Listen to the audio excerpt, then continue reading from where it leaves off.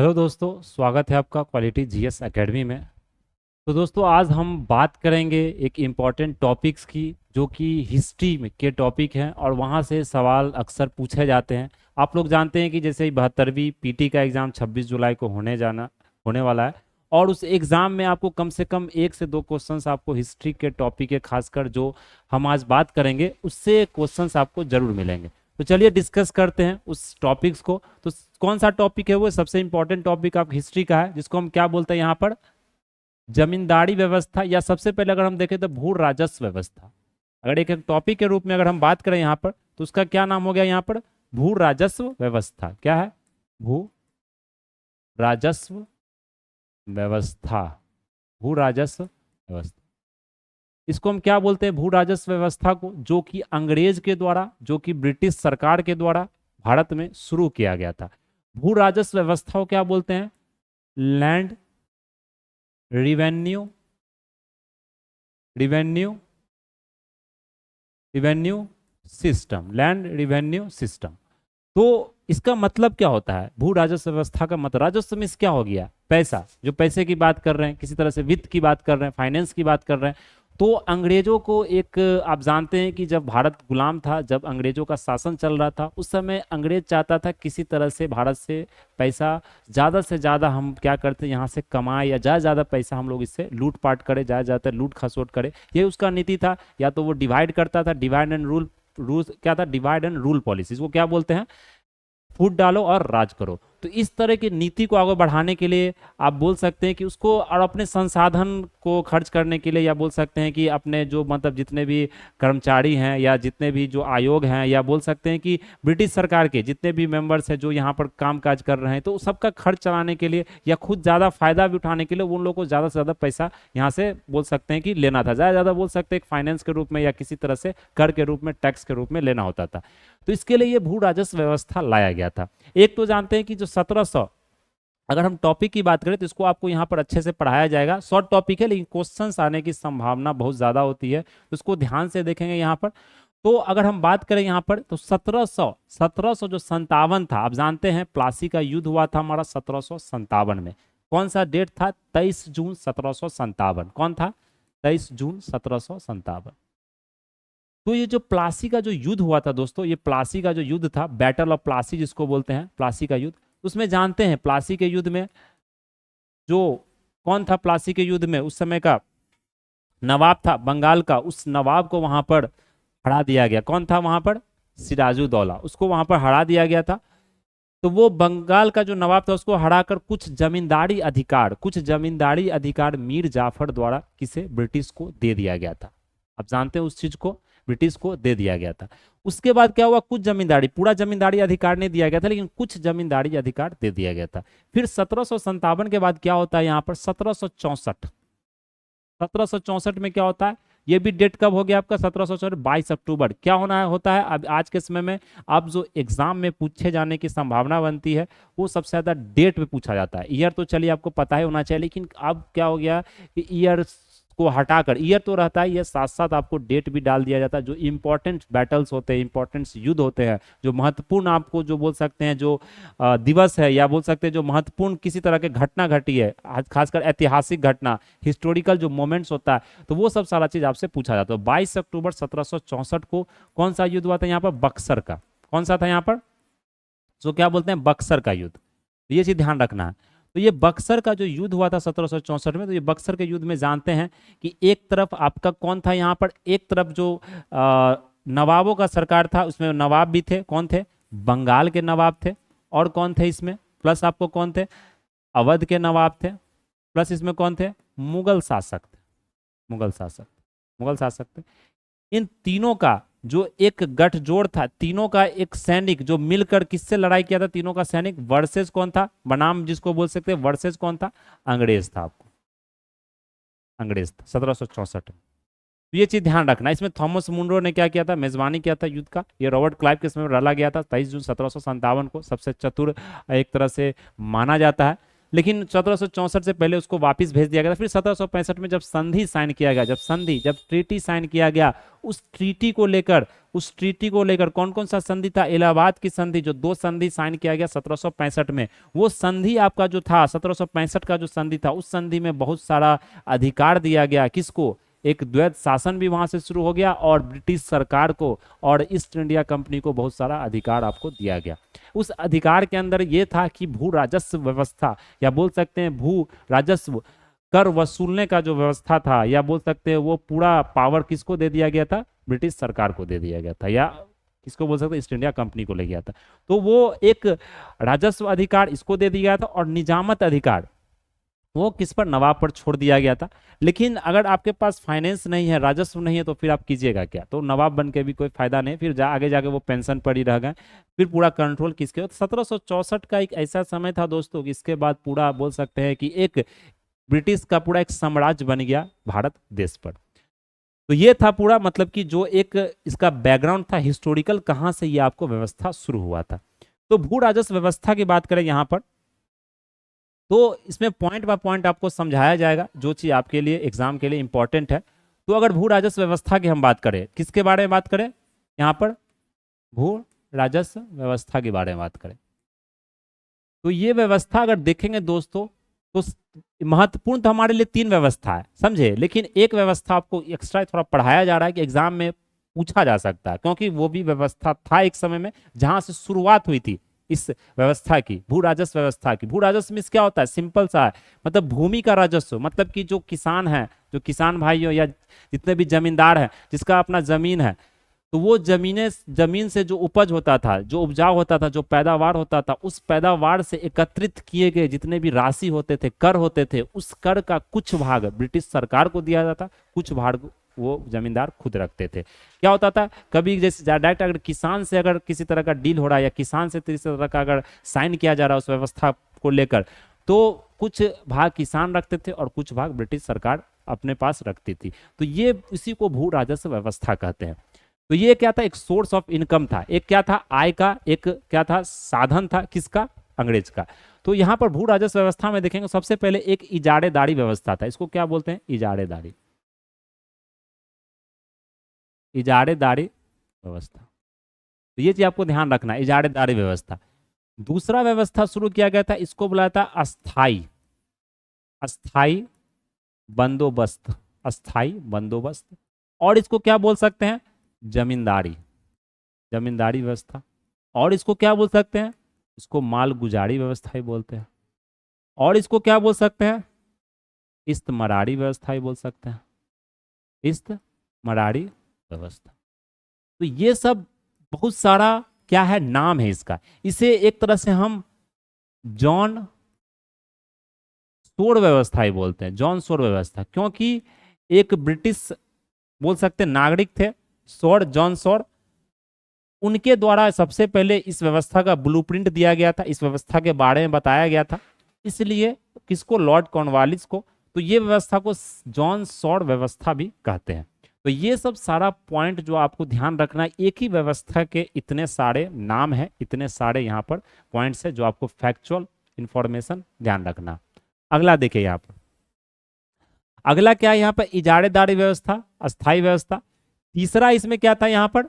तीसरा हमारा यहाँ पर अगर देखेंगे, क्योंकि इसमें 4 व्यवस्था को हम पढ़ाने जा रहे हैं यहाँ पर, तो तीसरा व्यवस्था अधिकतर आप देखेंगे बहुत सारी किताबों में आपको 3 ही व्यवस्था मिलेंगे। लेकिन ये इजारेदारी व्यवस्था एक बोल सकते हैं कि उस समय का प्रारंभिक व्यवस्था था, मतलब कि शुरुआत वहीं से किया गया था। भले व्यवस्था चला नहीं ज़्यादा दिन, चला आपको ज़्यादा दिन ये व्यवस्था और आगे जो 2 हम पढ़ा रहे हैं, बाकी ये व्यवस्था आपको बहुत कम दिन चला था, लेकिन शुरुआत यहीं से किया गया था। इसलिए कभी कभी एग्जाम में पूछे जाने की संभावना बन जाती है।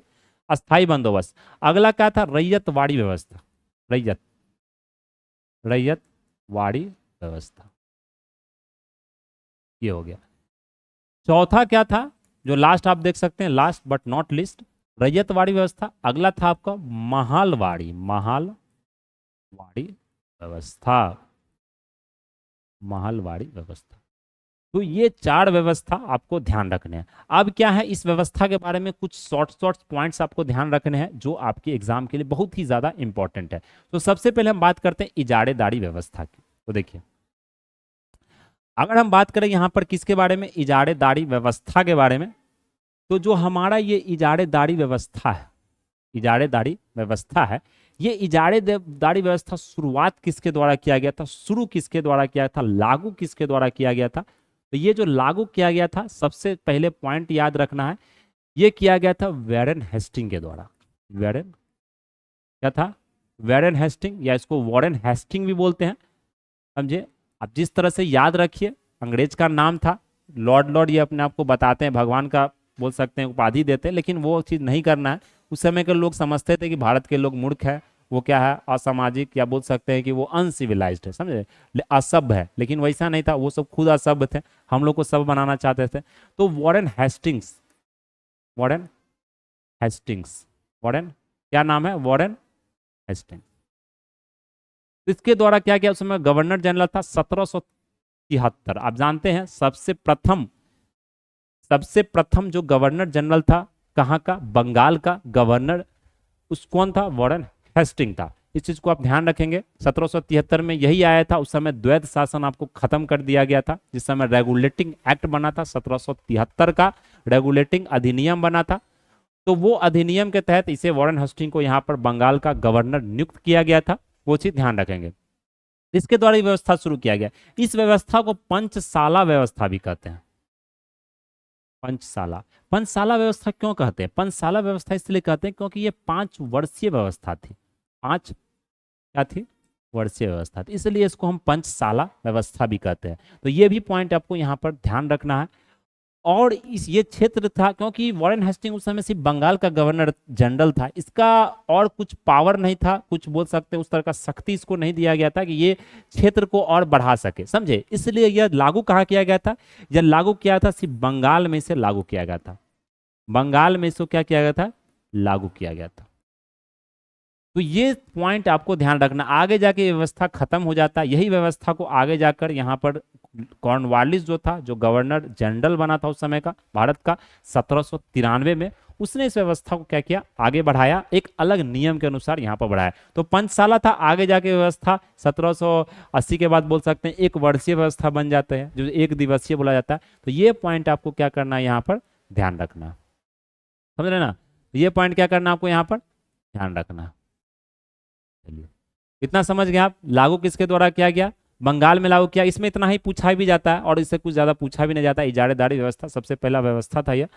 इंपॉर्टेंट हमारे लिए क्या है, महत्वपूर्ण हमारे लिए क्या है, आपको है अस्थाई बंदोबस्त। क्या महत्वपूर्ण है, अस्थाई बंदोबस्त।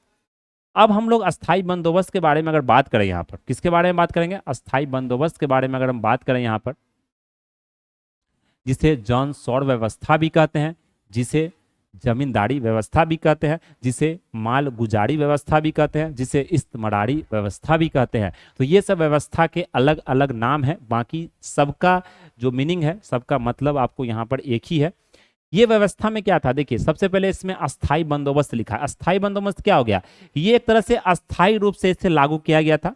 अस्थाई बंदोबस्त में जमींदारों को इसमें मेन यहाँ पर बनाया गया था। यहाँ भी यही चीज था कि बोली लगाई जाती, इजारेदारी को व्यवस्था को हमने बोले, इसी को आगे क्या किया गया, एक अच्छे से इजारेदारी को ही बोल सकते हैं, कुछ सुधार करके संशोधन करके इस व्यवस्था को लागू किया गया था। तो इजारेदारी में क्या था कि बोली लगाया जाता था। जैसे जमीन हो गया, कोई भी जमीन का भाग हो गया, तो वो जो जमीन का जैसे कोई बड़ा भाग हो गया, उस जमीन का भाग का जो बोली लगता था, जो सबसे बोली सबसे ज्यादा लगाएगा, सबसे हाईएस्ट बोली लगाएगा, उसी को क्या मिलता था, यहाँ पर जमींदार का अधिकार मिलता था। जमींदारी का क्या मिलता था, अधिकार मिलता था, समझे। उसी तरह से ये भी व्यवस्था था, इसलिए इसको जमींदारी व्यवस्था कहा जाता है। तो ये शुरू कब हुआ था, सबसे पहला पॉइंट हमें क्या याद रखना, ये शुरू कब हुआ था, कब शुरू हुआ था, ये हुआ था 1793 में। 1793 में ये शुरू हुआ था। और किसके द्वारा शुरू किया गया था ये, उस समय का गवर्नर जनरल कौन था, कॉर्नवालिस था। कौन था, कॉर्नवालिस था, ये चीज ध्यान रखना, कॉर्नवालिस।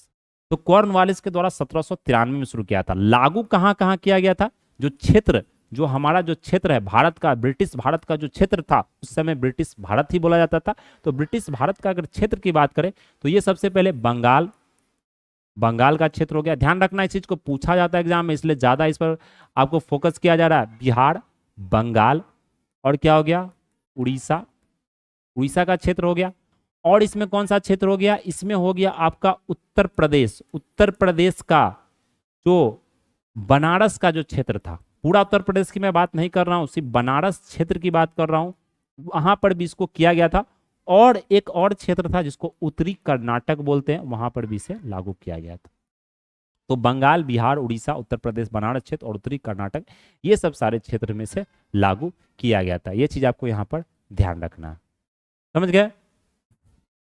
और इसमें क्या था, यहाँ पर ये जो व्यवस्था था, इस व्यवस्था में क्या होता था कि जैसे कोई जमीन का उपज है, अगर जमीन में किसी तरह से 100 किलो अनाज अगर उपजाया गया है, या 100 किलो अनाज मतलब पूरा उपज होके निकला है, तो 100 किलो अनाज में क्या करेगी जमींदार, आपको जो अनाज लिया जाएगा किससे, मतलब अगर 100 किलो अनाज जमींदार ले रही है किसान से, तो उसमें से 91 किलो अनाज किसको दिया जाएगा, अंग्रेज को दिया जाएगा, और 9 किलो अनाज वो खुद रखेगी। तो इसका मतलब क्या हो गया कि जो भू राजस्व का जो भाग होता था, यहाँ पर जो भू राजस्व एकत्रित किया जाता था, भू राजस्व का 1/1 तो चलिए आपको जमींदार रखता था, तो 1/, क्या हो गया यहाँ पर 9/11, लगभग इसको क्या बोलते हैं यहाँ पर 91%। 9/11 होगा कि 10/11 होगा, 10/11 होगा, 10/11 मतलब 91% जो भाग होता था, वो भाग अंग्रेज को दिया जाता था। और 1/11 जो बोल सकते हैं 9% भाग जो होता था लगभग, यह जमींदार खुद रख लेती थी। 1/11 ये जमींदार खुद रख लेती थी, जमींदार खुद रखती थी, और 10/11 भाग आपको अंग्रेज को दिया जाता था।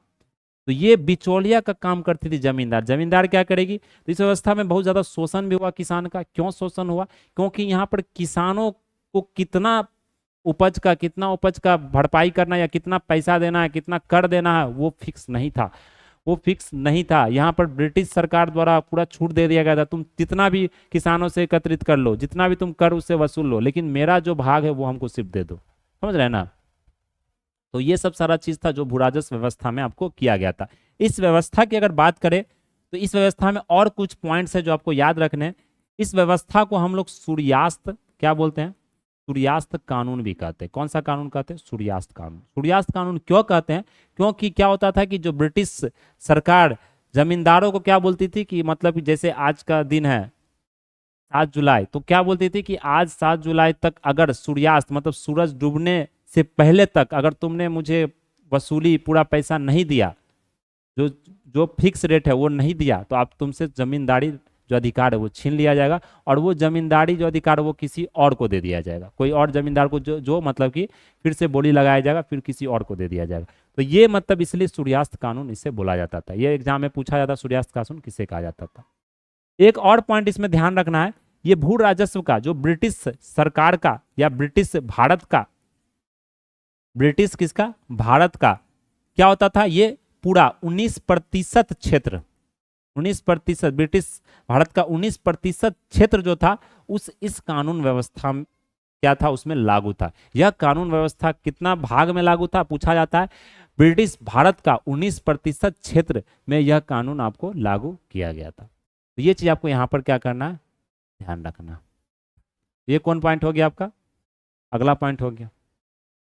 और बहुत सारा चीज है, लेकिन वो मेंस के लिए आपका ज्यादा जरूरी। बाकी कोई भी एग्जाम का जो पीटी होता है, जहां पर 1 लाइन में एग्जाम पूछा जा रहा है, ऑब्जेक्टिव पूछा जा रहा है, चाहे वो कोई भी एग्जाम हो, लेकिन बीपीएससी अभी देख रहे हैं 72वीं आपको बहुत नजदीक है, तो उसके लिए ये सबसे इंपॉर्टेंट है। यहाँ से कोई ना कुछ सवाल आपसे जैसे टीआरई में भी आपको पूछा जा सकता है, क्योंकि वहां पर भी आपको नेशनल मूवमेंट है, तो वहां पर भी राजस्व व्यवस्था के बारे में आपसे पूछा जा सकता है। तो ये चीज ध्यान रखेंगे, ब्रिटिश सरकार द्वारा, किसके द्वारा, यहाँ पर ब्रिटिश भारत का 19% क्षेत्र, ये चीज ध्यान रखना। तो इसमें ध्यान रखना क्षेत्र कब शुरू हुआ था, किसके द्वारा शुरू किया गया था, कितने भाग ब्रिटिश को सरकार को दिया था, जमींदार का इसमें क्या होता था, बिचौलिया काम करता था, सूर्यास्त कानून कहा जाता था, 19% क्षेत्र था। अगला देखिए रैयतवाड़ी व्यवस्था। तो हम रैयतवाड़ी व्यवस्था की बात करते हैं, यहाँ पर किसकी बात करते हैं, रैयतवाड़ी व्यवस्था की बात करते हैं। आप देखिए रैयतवाड़ी व्यवस्था में क्या होता था कि यह जो व्यवस्था था, यह व्यवस्था 1820 में लागू किया गया था। 1820 में लागू किया गया था। किसके द्वारा लागू किया गया था, ये इसको बुलाता टॉमस मुनरो, टॉमस मुनरो द्वारा यह लागू किया गया था। प्लस इसमें उस समय कौन था, एक और अलेक्जेंडर रीड, अलेक्जेंडर रीड। कभी कभी एग्जाम में दोनों नाम आपसे पूछ दिया जाता है। ये दोनों मिलकर इस व्यवस्था को लागू किया था। रैयतवाड़ी, रैयत बोला किसको जाता है? रैयत मीन्स किसान होता है दोस्तों। रैयत मीन्स क्या होता है? किसान। जो दक्षिण भारत के किसान है, जो मद्रास क्षेत्र के किसान है, जो तमिलनाडु क्षेत्र के किसान है, जो केरला क्षेत्र के किसान है, वो पूरे दक्कन क्षेत्र के किसान है, बॉम्बे महाराष्ट्र के जो किसान है, समझ रहे ना, वो सारे किसानों को रैयत बोला जाता है, रैयतवाड़ी। इसलिए यहाँ इसको नाम रैयत। तो इसमें क्या हो गया, रैयतवाड़ी अगर बोल रहा है तो मतलब किसान से डायरेक्ट यहाँ पर क्या था, ब्रिटिश और किसान के साथ संबंध था। यह संबंध था कि मतलब बोल सकते हैं डायरेक्ट डीलिंग होता था कि हाँ तुम जितना उपज कर रहे हो उसका कुछ भाग हमें दे, 50%, 60%, 66%, जो भी हो वो भाग हमें क्या करना, तुम्हें उपज के बाद हमको देना है। तो यहाँ पर कोई जमींदार, कोई बीच में बिचौलिया का काम नहीं करता था। तो इससे थोड़ा सा बोल सकते हैं कि सही था। लेकिन यहाँ पर जो दर था, जो कर का जो दर था, जो टैक्स का जो बोल सकते हैं रेट था, वो बहुत ज्यादा था। समझ रहे ना? तो ये चीज आपको ध्यान रखना। तो ये व्यवस्था लागू कहाँ गया था? क्षेत्र, कौन कौन सा क्षेत्र में लागू किया गया है? तो ये मद्रास का पूरा क्षेत्र हो गया, ये कर्नाटक का क्षेत्र हो गया आपका, समझ रहे ना, कर्नाटक का क्षेत्र हो गया। इसी में कुछ और भी क्षेत्र था, कुर्ग का क्षेत्र, कुर्ग भी कर्नाटक के क्षेत्र में आता था। कुछ क्षेत्र असम भी था। इसमें बहुत सारा क्षेत्र क्या था आपको, पूर्वी पूर्वी क्या था, पूर्वी बंगाल का, बहुत सारा क्षेत्र पूर्वी बंगाल का भी क्या आपको मिलेगा। तो ये सब सारा क्षेत्र था। मतलब साउथ का जो अगर देखेंगे, भारत का अगर साउथ का नक्शा अगर हम बनाते हैं भारत का, तो ये जो साउथ का क्षेत्र था यहाँ पर, ये पूरा आपको रैयतवाड़ी व्यवस्था था। ये क्या था आपको, महलवाड़ी व्यवस्था था। यहाँ पर महलवाड़ी नहीं, यहाँ पर क्या था, जमींदारी व्यवस्था था। यहाँ पर क्या था, रैयतवाड़ी व्यवस्था था। ऊपर में क्या था, यहाँ पर आपको महलवाड़ी दिखेगा। तो ये आपको मैप थोड़ा सा दिमाग में ध्यान रखना है, तब क्षेत्र को आप भूलेंगे नहीं, समझे। ये चीज था इसमें। कितना भूभाग कितना था इसका, भूभाग की अगर बात करें, किसमें हम बात कर रहे हैं, भूभाग की, रैयतवाड़ी में बात कर रहे हैं। तो सबसे ज्यादा अंग्रेज भारत, बोल सकते हैं ब्रिटिश भारत का सबसे ज्यादा क्षेत्र में यह व्यवस्था आपको लागू किया गया था। तो कितना भूभाग का कितना क्षेत्र हो गया, तो ब्रिटिश भारत का, किसका, ब्रिटिश भारत का 51% क्षेत्र इस व्यवस्था में क्या किया गया था, इस व्यवस्था को लागू किया गया था। क्योंकि एक बड़ा क्षेत्र है, पूरा दक्कन का क्षेत्र हो गया, इसमें दक्कन भी आ जाएगा दोस्तों, दक्कन, पूरा दक्कन का क्षेत्र हो गया, इसको बॉम्बे बोलता है। यहाँ पर बॉम्बे का भी क्षेत्र था, लास्ट में बॉम्बे तक में भी इसको ला दिया गया था। मतलब पूरा साउथ का, पूरा दक्षिण भारत का जो क्षेत्र था, उस पूरा क्षेत्र में यह लागू था। तो सबसे ज्यादा आपको जमीनी भूभाग यहाँ देखने को मिलेगा, इसलिए 51%। एग्जाम में पूछा भी गया है सबसे अधिक मतलब की व्यवस्था का जो किस क्षेत्र में लागू किया गया था, या कौन सा व्यवस्था सबसे ज्यादा लागू किया था, 51% क्षेत्र में आपको रैयतवाड़ी व्यवस्था लागू किया गया था। तो ये पॉइंट आपको यहाँ पर ध्यान रखना है। अगला देखिए, यहां तक आप समझे, यहां तक समझ गए ना, इससे ज्यादा पॉइंट आपसे पूछा भी नहीं जाएगा, इस चीज को ध्यान रखेंगे। अब अगला देखिए, यहाँ पर अगला क्या है, महलवाड़ी व्यवस्था। अगला क्या आपका, महलवाड़ी व्यवस्था। अब हम महलवाड़ी व्यवस्था की अगर बात करें, यहाँ पर किसकी बात करें, महलवाड़ी व्यवस्था की बात करें। महलवाड़ी व्यवस्था में अब क्या हो रहा है, अगर हम महलवाड़ी व्यवस्था की बात करें, तो जो हमारा महलवाड़ी व्यवस्था है, इस महल का मतलब क्या होता है। सबसे पहले आपको महल का मतलब पता होना चाहिए, तो इस व्यवस्था को समझ जाइएगा। महल का मतलब ही होता है गांव या जागीर। गांव या क्या होता है, जागीर। जागीर मीन्स क्या हो गया, गांव का जो पूरा जमीन क्षेत्र है उसको जागीर बोलता है, जिसलिए इसको जागीरदारी व्यवस्था। आप सुने होंगे मेडिएवल मध्यकालीन में जागीरदारी, किसी किसी को जागीर मिल जाता था। मतलब कोई सेनाध्यक्ष हो गया तो उसको वहाँ का जो सरकार है या वहाँ का जो शासक है वो उसको पैसा नहीं दे रहे, उसको जागीर दे रही कि तुम जाओ वहाँ से जितना भी जो तुमसे कर वसूला जा रहा कर वसूलो, उसका कुछ भाग हमको दे दो, बाकी भाग अपना खर्च, उसी में अपना खर्च वर्च सारा चीज संभालो। तो एक सैलरी के तौर पर, एक बोल सकते हैं वेतन के तौर पर, एक भू भाग का कुछ क्षेत्र, उस गांव का कुछ क्षेत्र, या बोल सकते हैं उस एरिया का पूरा क्षेत्र दे दिया जाता था। तो इसमें महल का मीन्स गांव या जागीर होता है। तो यहाँ पर क्या होता था, यह व्यवस्था मुख्य रूप से 1833, वैसे अगर बात की जाए तो 1821-22 में शुरू हो गया था, लेकिन मुख्य रूप से मतलब पूर्ण रूप से यह जो व्यवस्था आपको पूरा लागू किया गया भारत के, ब्रिटिश भारत के क्षेत्र में 1833 के में समय में शुरू किया। किसके द्वारा किया गया था, हॉल्ट मैकेंजी के द्वारा। हॉल्ट मैकेंजी, ध्यान रखना, हॉल्ट मैकेंजी। उस समय का जो गवर्नर जनरल था इस समय, विलियम बेंटिक था। कौन था वो गवर्नर जनरल था उस समय का, गवर्नर जनरल कौन था उस समय का, विलियम बेंटिक। ध्यान रखेंगे, विलियम यहां पर बेंटिक। अगर हम इसकी बात करें यहां पर, तो यहां पर आप देखिए 100% का एक यहाँ पर कितना हो गया आपका 19%, हम लिखाए थे 19%, 51%, दोनों को जोड़िएगा 70%, यहाँ आपका पूरा हो गया। बचा कितना 30%, तो याद करने का जरूरत नहीं है।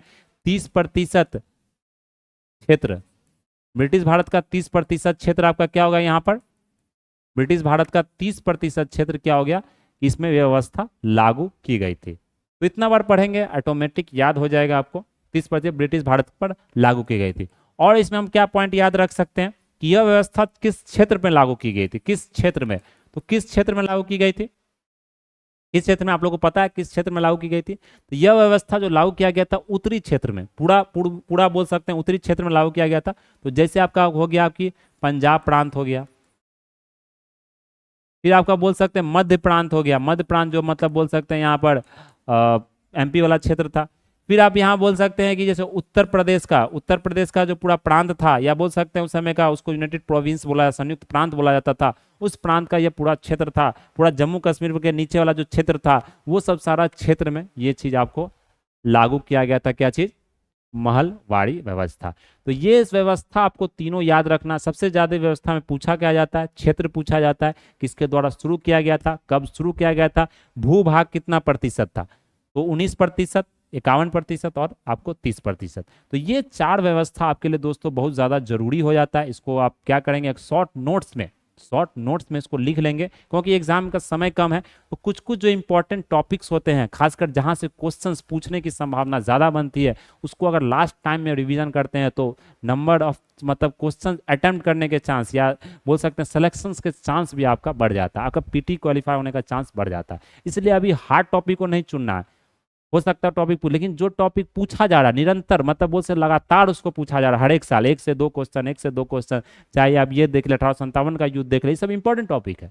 इसमें ये आपको ये चीज ध्यान रखना पड़ेगा, आपके लिए ज्यादा जरूरी है। चलिए तो मिलते हैं हम लोग नेक्स्ट क्लास में। तो ये व्यवस्था को ध्यान रखना, इसके अंदर क्या हुआ क्या नहीं हुआ इतना डिटेल में जाने की जरूरत नहीं है। मेंस का टॉपिक हो जाता है इस व्यवस्था का प्रभाव क्या पड़ा, अर्थव्यवस्था पर क्या प्रभाव पड़ा भारत का, उसमें ब्रिटिश भारत का क्या पूरा बोल सकते व्यवस्था पर प्रभाव पड़ा, तो वो सब चीज अलग टॉपिक हो जाता है जो मेंस के लिए इंपॉर्टेंट है। बाकी आपको ये चीज वन लाइनर जो वनडे का एग्जाम है वो सारा एग्जाम में आपको ये व्यवस्था आपको ध्यान रखना पड़ेगा।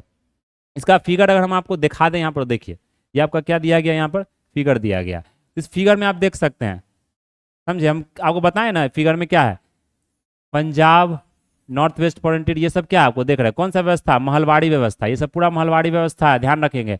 ये प्लस वाला जो साइन दिया जमींदारी व्यवस्था, ये बंगाल वाला क्षेत्र है। फिर अगर ये जो आपको रैयतवाड़ी, ये पॉइंट वाला जो साइन दिया दशमलव पॉइंट वाला, ये सब देखिए पूरा व्यवस्था, ये साउथ का पूरा व्यवस्था हो गया, इधर आसाम का कुछ क्षेत्र आपको हो गया, समझ रहे ना। तो ये व्यवस्था आपको सीधे मैप याद रखना, मैप को एकदम विजुअलाइज कीजिए, समझ रहे, जरा टाइम में यही चीज होता है, जितना शॉर्ट्स में याद रखे उतना ज्यादा आपको बढ़िया रहेगा। चलिए मिलते हैं हम लोग नेक्स्ट सेशन में, नेक्स्ट मतलब कुछ टॉपिक लेकर आते हैं, उसके बाद आपको करवाया जाएगा वो सारा चीज। चलिए मिलते हैं नेक्स्ट टॉपिक में, तब तक के लिए बने रहिए, धन्यवाद।